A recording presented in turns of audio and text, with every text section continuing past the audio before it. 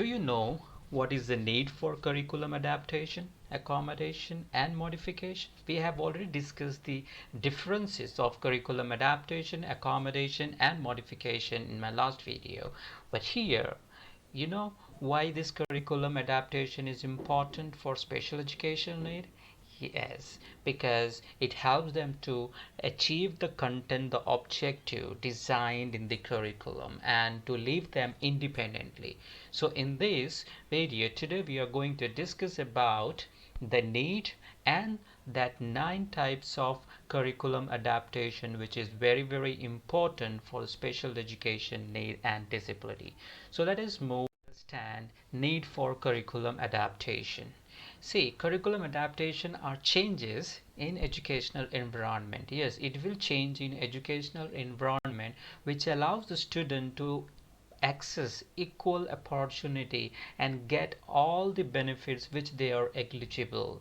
So curriculum adaptation is needed in every part in the student's day-to-day life, which is very important. Without curriculum adaptation they may not able to achieve the target which is given in the curriculum. So learning, socialization, independence and safety are assured only when all the staff members are aware of their teaching role in the classroom as well as in the hall, library, gym, playground, lunchroom, etc. So teacher staffs must be aware about their roles and responsibility against the special education need, how to deal, how they must themselves himself get sensitized against the special education need. Then only they will be able to achieve the target which is given in the curriculum. So adaptation or accommodation or a modification, whether I say curriculum adaptation, accommodation and modification, it requires some sort of changes. Okay, so that allows the access to special education need to achieve the general education curriculum. Okay, so student may be learning the same curriculum but require some sort of alteration, some sort of changes in the material or the instructions so that they can understand the concept which is given in the curriculum. So the new era, the new generation focuses a phenomenal increase in the concern of children with special education need. So since education has universally accepted as a fundamental right, the learning need of children with special education need, we are thinking very seriously. We are analyzing very seriously. Therefore, adaptation of curriculum enables the special educational learner to access every part of the education, every part of the education, as we know that this era is about the inclusion. So we need to make the child participate in all the service, in all the section of the society. So let us understand now need for curriculum accommodation. Now here the term accommodation is usually describes an alteration, change of environment where it might be a classroom, it might be a small area where even it can be a curriculum format or any kind of adaptive devices or equipment that allows the individual with disability to gain access to content, okay, or complete the assigned task or activity. For example, if you have given the activity and if the child has a problem in holding the object, so you need to adapt with some specialized equipment so that he is able to complete the task very easily. That is your accommodation. See, this accommodation part we have already discussed in another video, and we have given the differences of curriculum adaptation, then accommodation and then modification. Let us come back here and understand. See, they allow the student with disability to access for regular classroom or mainstream classroom teaching, which is very important. Okay, so there are many types of adaptation which we will be in practice, which we are going to discuss shortly. For example, environment. Okay, this is one kind of adaptation where you're going to do a classroom adaptation.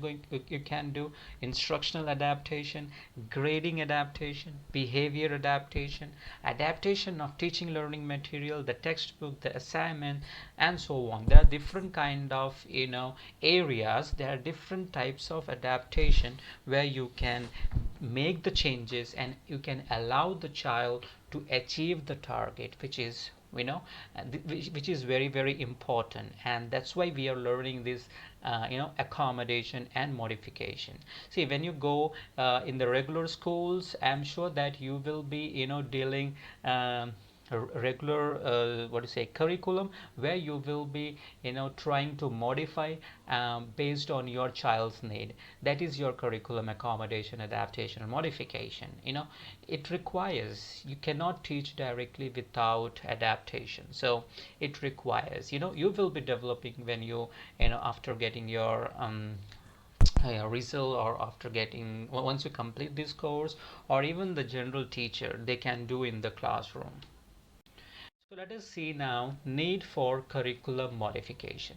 See here, curriculum modification is necessary, very necessary for student with special education need, even though inclusive education is being followed. See, even though inclusive education, we have a curriculum, we have this, but though it requires modification, require based on the child's ability, need, appropriateness. So having an appropriate curriculum adaptation, modification or accommodation, it will allow the student with special education need to provide opportunity to learn the curriculum of general education with certain modification. See here, modification means changing in the content, whereas in adaptation and accommodation, you're not going to change the content, rather you're going to change the content in modification part, okay, which is very, very important, which we have already discussed.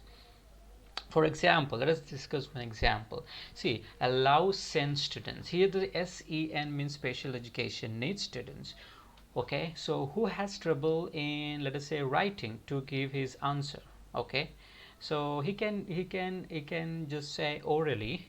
Okay, rather is writing out. So which is a kind of an accommodation.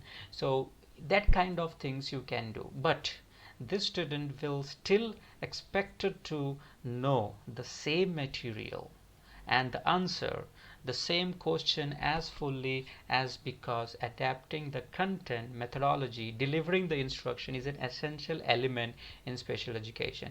So it doesn't mean that the child will give any answer, you will be all right. No, he will be giving the same answer which is expected as per the curriculum. So here expectation remains the same, just you have done the modification, that's it. Okay, now see, curriculum and instructions, curriculum means what to teach and how to teach, whereas instruction can be differentiated. Instructions is your, modeling, leadership, or any way of communication, verbal expression, how you're going to give, teach the child. So these two factors must be carefully modified to the special education need, to help them, so that they can be potential and they can become independent, both in academic and in their functional area, functional areas in the sense in the society, where they can go and live independently. So here, children with intellectual disability learn better through the functional day-to-day activities. See, as an intellectual disability, they have a cognition limitation, so they cannot learn those particular objectives, the content which is designed for the particular grades, like first, second, third, fourth, fifth grade. It requires some sort of modification. So children with intellectual disability need to learn a concept in a different way and must have an opportunity to practice it many times in order to learn.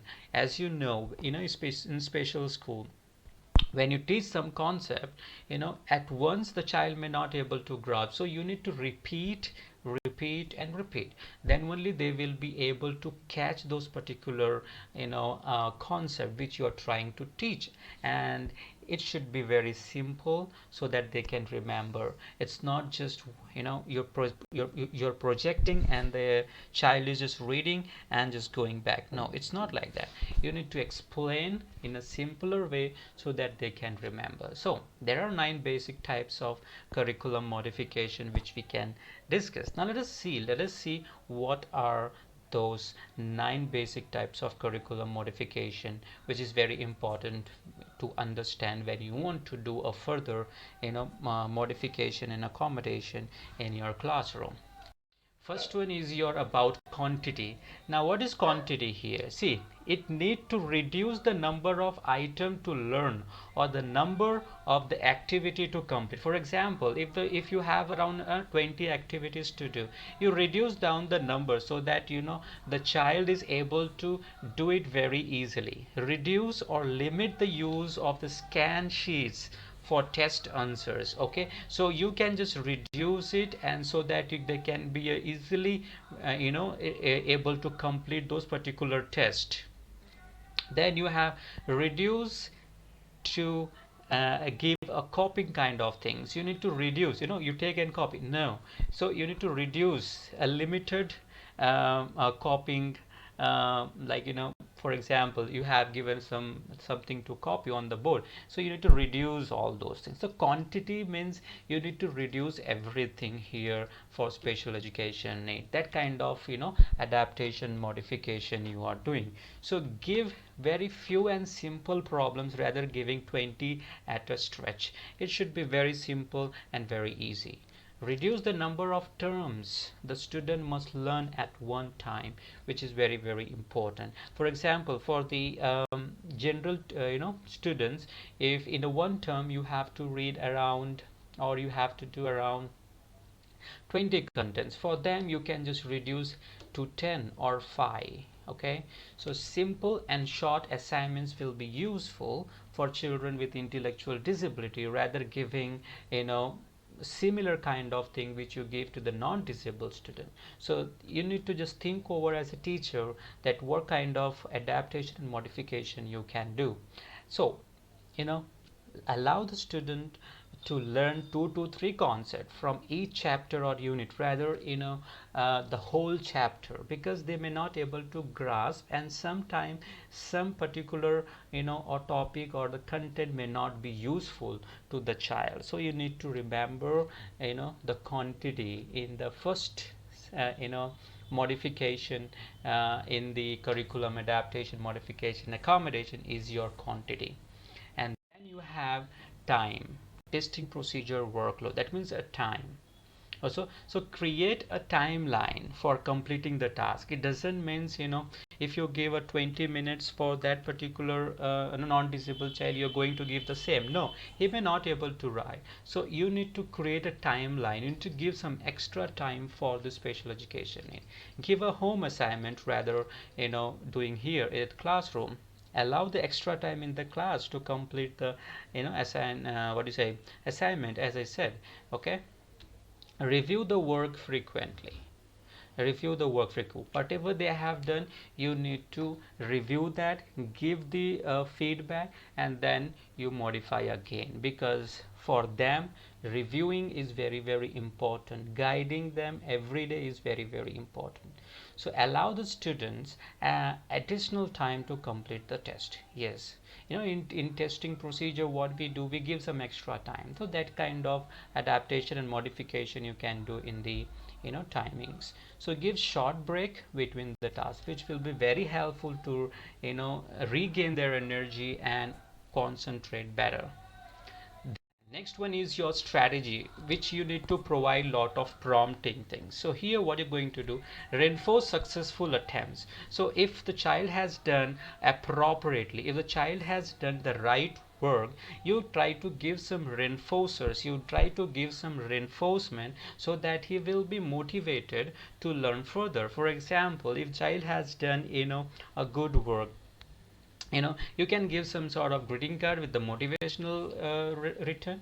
If the child is not able to read and write, give some sort of gift so that he can show his achievements better in the next task. in the next activity. So peer buddy system and tutor can be indulged, because peer buddy working together with the same peer group, that plays a major role in developing the skills of the children with intellectual disability. So there are a lot of research has been done already on buddy systems and tutoring systems, because these two are almost the same, but it has a great impact on developing the skills for children with intellectual disability. Check for comprehension, which is very very important. Okay, you can check whether the child is able to tell you the answers whatever you have asked or not. So read test aloud for special education. For them, in the classroom you cannot read the similar way as you're talking to the other guys, non-disabled guys. For him you can write down, or you can just read in a bit so that they can understand. You read loudly because they may not able to listen sometime, so which is very very important strategy to understand or to prompt. Okay, so use a group to write together. You most of the time engage the special education need in a group so that they can understand, so that they can learn better. Okay, so that they can learn the different skills like socialization skills, communication skills, problem solving skills, which is it will directly develop. So starting a computer for special education need students will be a great idea, because it will help the child to get learn easier, and they will get immediate feedback, and they will learn in a different pictorial way. So that's why starting a computer for special education needs students, it may work, it may have a great impact. Guiding and hand during handwriting, that is very important. See, you will have heard about physical prompt. When the child is not able to write properly, you need to hold the hand of the child and make the child write exactly. Give such practice 1 or 2 or 3 times, and then you check the progress whether he is able to do or not, which is very very important modification or strategies. See, this kind of strategies is very very important when you are teaching in the mainstream school or in the mainstream classroom. So which is you will be trying, you will be able to understand when you go to the classroom directly. So use adaptive devices. That's what we are talking about, curriculum adaptation. So you need to use adaptive devices to facilitate handwriting. If the child is not able to hold the pencil, then you need to adapt the pencil or some sort of assistive devices you need to prepare as based on the child's need, so that he will be able to write particularly whatever you want. Okay, then fourth one is about your input. So allow the child to work in a cooperative group. See, if the child, if you're not allowing the child to work in a cooperative, here the cooperative groups are like who will welcome the child, rather who don't like the child. That will be again the reverse, and child will be losing the same. So allow the child. Okay, so visual aids can be given to work. Visual flashcards, kind of models, 3D models can be used to teach, to do the things in a in a group as well as individual, so that they can work. Concrete example must be provided to clear the concept. It's not like children with intellectual disability, as we said, they have a limited cognition. So for them, concrete examples are very very important, because they will learn better with the concrete examples. So hand-on activities, that means I do, you do. See how I am doing, you do it. So hand-on activities, if you give, it will be a that you will see a great impact between in the child. Okay, and as well if you give a concrete material. Next one is your difficulty. Now here, difficulty means some sort of rule to overcome the problem. See, when a child has a problem in mathematics, you give some sort of calculator to calculate. A child has a problem in calculating the mathematics, so you can give a calculator, but Main criteria, he must know how to use the calculator. Most of the time you can see in the learning disability students, and of course in the borderline intellectual disability problem, they know how to use the computer, but they have a problem in abstract mathematicians, logical thinking, I mean to say. So outline with the blanks must be given, so which is very very important. Word banks, if you're giving some sort of fill in the blanks or trying to understand, give some of helping box with the different words so that they can fill the blanks, which is it will help the child to understand and achieve the better way. Number the handouts for the preference during the classes. So you need to just increase, you need to just um, uh, give the numbers of handouts for the reference after the class or during the class, which will help the child indirectly to understand visually, and it will reduce the difficulty level of the context which you are trying to take. So handouts, if you give, that is better during the classes or even after the classes. So various formats during test you have to use it, because you need to reduce the difficulty level of the child. So if you want to reduce the difficulty level 100%, you need to give some sort of you need to try various format of the test. Grading spelling separately from content or unit. So for example, if you have a textbook, you can just choose out, okay, these are the spellings which you need to learn separately. So this is also how you can reduce the difficulty of the spelling or reading. For example, your textbook, the child is not able to read, so that kind of words which you can mark and ask the child to read, which will again help the child to develop the reading skills in a better way. Open book test, but not always. Even you guys in a BA, even in a MA, they have an open book kind of test, but not always. Okay, one or twice, because if you give always open book test, you are not going to get the concept. The child may not able to, he may able to get good marks, but no, he will be not able learning anytime. So only some preferences you can give for intellectual disability, those who are moderate and severe. Okay, so change rules to accommodate special education need, which is very very important. So difficulty level, reduce it, that is your adaptation and modification. Next one is your output. See here, oral or verbal. Written responses, output, that means your evaluation. Don't get confused. Okay, don't get confused, because output means after teaching what is the result. So oral, for example, if the child is not able to write, you can take an oral test. A written responses, if the child handwriting is good, you can give a communication book to express the need. You will have some small diaries and small kind of exit slips where you will give, the child wants to express, the child is not able to do directly, want to talk. So that kind of things you can use, that kind of output you can, for example, after the class you will have some exit slip and you will ask the right child what you have learned and what is your question. So he will be writing one or two. So in that way you can assess the output of the child, whatever the content you have taught. Allow the student to show a knowledge with hand-on materials, okay, experimental materials, real materials. Next one is your participation. Now tell the student, turn the page on a book that a teacher is reading. When teacher is reading, tell the student, see where I am and mark what I am reading. And you can mark with the color pencil, you can mark with the pencil, or even you can ask them to write down some important points, which directly helps the child to participate in the class teaching, because participation, better result. ask a student to hold a globe in a geography.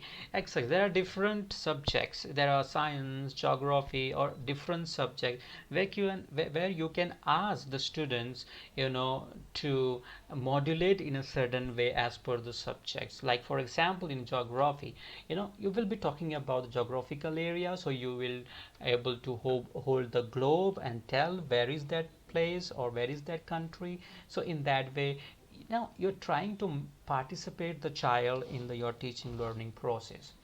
Listen to a tape story while others are engaged in reading aloud. So you will give some recorded material and you ask the child to read, whereas other people are reading aloud, because sometimes when they may not able to read properly, at least they may able to listen. So that kind of things you can do to participate the child in the, and this is also a great modification, sorry, adaptation for the children with you're reducing the difficulty as well. So make sure that you keep in your mind all those things and then only you take the action.